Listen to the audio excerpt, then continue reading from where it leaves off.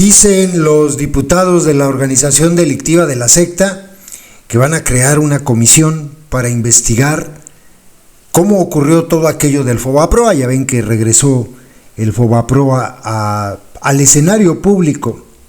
La verdad es que son de dar mucha vergüenza. Dicen que van a hacer una lista con todos los que estuvieron involucrados, investigar a diputados que votaron en favor del Fobaproa, investigar pues cómo se dio todo esto. Yo me pregunto, ¿a poco sí serán capaces de exhibir a todos los diputados que votaron en favor del Fobaproa? ¿Neta? Por ejemplo, a Javier Corral, a Ignacio Mier. Y fíjense, sale por ahí, por hablar de algunos, porque son muchos: Ignacio Valle, Américo Villarreal, que en ese momento estaba allá. Son muchos. Pero bueno, también dicen que van a exhibir a los empresarios, como al papá de Altagracia, o a Alfonso Romo, o a Patricia Armendáriz. ¿Será? Esto es para que se den cuenta que es puro show. Y saben, lo que más vergüenza me dio es este diputado que ustedes están viendo, de Chiapas. Ustedes lo van a escuchar ahora hablando de la masacre de Acteal. Y quise ponerlo así en una imagen para que vean a su lado, al lado de ustedes, al lado derecho, allá escondido en el rincón, ese güey que está ahí, el evangélico, el aleluyo, Hugo Eric Flores. ¿Cómo no les da vergüenza, de verdad, tratar de, no sé, como curarse en salud, o no sé? Es que no hay que dejar de repetirlo cada que haya oportunidad. Cuando estos míseros, hipócritas, porque eso es lo que son, salgan con ese cuento de Acteal, una terrible tragedia, pero cuento me refiero a la forma en que ellos lo manejan. Una tragedia terrible, una brutalidad, de los crímenes más espantosos en la historia de México. Hay que recordarles que ese güey, Hugo Eric Flores, aliado de López, que fue presidente del partido evangélico de ultraderecha PES y que hoy es diputado de Morena, fue el abogado que sacó de la cárcel a los paramilitares que atacaron a Acteal. Y están hablando del caso de Acteal, este diputado hipócrita que habla de los acuerdos de San Andrés Larraínzar, que fueron traicionados no solamente por el PRI y el PAN, sino también por el Gusano López. PRI, PAN y PRD traicionaron, él estaba en el PRD, traicionaron los acuerdos de San Andrés. ¿Cómo se atreven a hablar de eso? ¿Cómo se atreven a traer en este momento estos temas sabiendo que tienen la cola muy larga? Son unos falsos, de verdad, unos falsos, y desespera ver a tanto adoctrinado que o no conoce su historia o simplemente decide omitirla porque pues no le importa. No le importa que esté parado ahí este diputado a un lado de un sátrapa como Hugo Eric Flores hablando del tema de Acteal. No le importa al adoctrinado común. Qué vergüenza, de verdad, una verdadera vergüenza. Puro espectáculo para que ya no se hable de Teuchitlán o para que no se hable de los Televisa Leaks que involucran hasta el tuétano a Arturo Saldívar.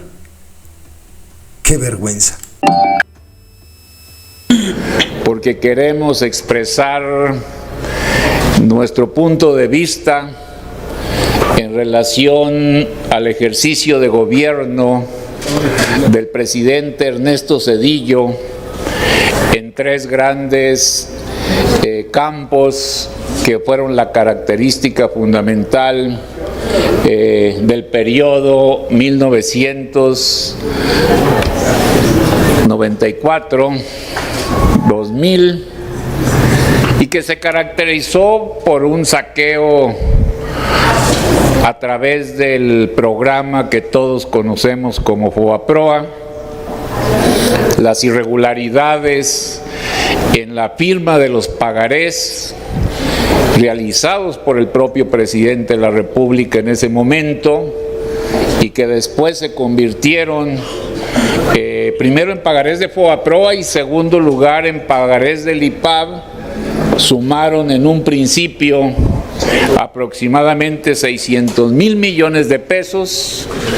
Hasta estos momentos hemos pagado ya 2,3 billones de pesos y todavía tenemos una deuda de aproximadamente 2,4 billones de pesos, es decir, queda claro que lo que en ese momento existió fue uno de los grandes saqueos a la economía nacional.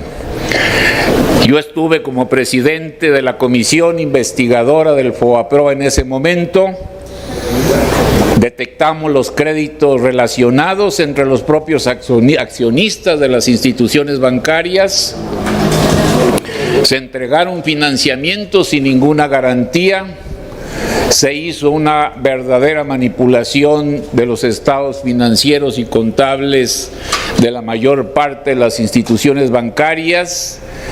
Y la regla general fue la impunidad y la falta de castigo a los que cometieron estas tropelías financieras y fueron los actores fundamentales del rescate bancario en esos momentos. Fue una situación difícil, complicada, que hasta ahora no se ha permitido absolutamente ningún castigo por toda esa operación realizada después de la crisis que todos conocemos, que se denominó el error de diciembre. Fue una de las grandes tragedias, se perdió muchísimo patrimonio familiar y productivo, casi 6 puntos del Producto Interno Bruto fue sacrificado por los errores que se cometieron en ese momento, y lo que no puede es en estos momentos hablar de solvencia económica, de autoridad moral, de auditorías realizadas con transparencia, porque no hay hasta ahora absolutamente ninguna persona que se haya castigado por las irregularidades cometidas en ese momento. Entonces nos parece que la evaluación final de ese periodo fue mayor pobreza, mayor destrucción económica, una situación de destrucción de patrimonio familiar y productivo, y sobre todo un rescate bancario lleno de opacidad, lleno de corrupción, que nos deja saldos negativos, porque a pesar de que se han pagado más de 2 billones, todavía tenemos que pagar los mexicanos una deuda de 8,000 millones de pesos, casi 9,000 millones de pesos cada uno de los 129 millones de mexicanos y de mexicanas por ese error cometido tanto por el presidente Salinas como por el presidente Zedillo. Nuestro compañero Alfredo, diputado Alfredo, representante de las comunidades indígenas de Chiapas, va a hacer también una evaluación de la situación que guarda toda la matanza de Acteal y toda la forma como se enfrentó el conflicto y los acuerdos de San Andrés. Muchas gracias. Mi nombre es Alfredo Vázquez Vázquez, diputado federal por el estado de Chiapas, con representante del distrito 3, con cabecera Ocosingo. Ustedes lo saben, creo que la historia de la lucha de nuestros pueblos originarios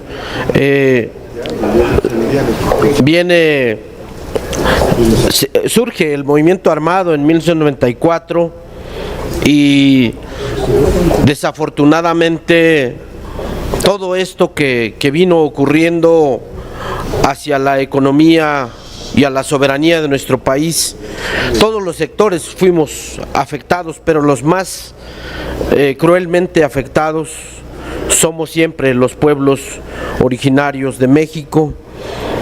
Ernesto Zedillo en su gobierno mandó a callar las voces de protesta. La matanza de Acteal fue un genocidio que hasta hoy en día sigue en los tribunales. No es posible que quiera venir a hacer una evaluación de lo que estamos haciendo en este gobierno de la Cuarta Transformación, cuando en este momento nosotros hemos avanzado en los derechos de los pueblos y comunidades indígenas. En el sexenio de Ernesto Zedillo no se tocó, no se legisló nada para lo que tenga que ver con los derechos de los pueblos, sino es hasta como resultado de la protesta continua de los y las indígenas, es hasta el 2000, en el siguiente sexenio, donde se logró en 2001 materializar parte de estos planteamientos en los acuerdos de San Andrés Larráinzar. Y esa es una base importante porque hemos estado luchando sistemáticamente por el reconocimiento de los derechos del sector más vulnerable, que son los pueblos indígenas. Y todo esto que ocurrió en Chiapas, en Acteal, también en Aguas Blancas, también en el Charco, allá en el estado de Guerrero, en el estado de Oaxaca, en todos lados hubo matanza. Y este señor sigue como si no hubiera hecho nada, porque hubo siempre un sistema que calla. Pero hoy seguimos aquí en la lucha y seguimos aquí exigiendo también que se sigan materializando estos derechos, porque no estamos regateando nada. Más del 23.2% de la población en México se autoadscribe indígena, pero también hay que decir que muchos y muchas también no se quieren autoadscribir por el temor a la discriminación, a todo lo que sigue sucediendo en nuestro país. Por eso es que no podemos permitir que personajes de este tipo quiera venir a decir que va a corregir lo que estamos haciendo. Hay grandes avances en este gobierno, pero estamos seguros que seguiremos logrando estos reconocimientos, sobre todo en materia constitucional, sobre los derechos de los sectores más vulnerables. Es realmente detestable que se siga pensando de criminalizar a quienes protestamos por los derechos. Estas masacres que mandó Zedillo a callar, y lo peor de todo, que dentro de una iglesia haya matado a niños, es lo peor, no tiene nombre. Por eso seguimos diciendo que haya justicia, y por eso queremos involucrarnos a seguir construyendo justicia para este país y para los sectores más vulnerables. También están aquí compañeros que también traen otros temas que tienen que ver con los procesos que se vivieron en aquellos tiempos y que hoy estamos luchando para seguir protestando por la dignificación de nuestros derechos. Muchas gracias.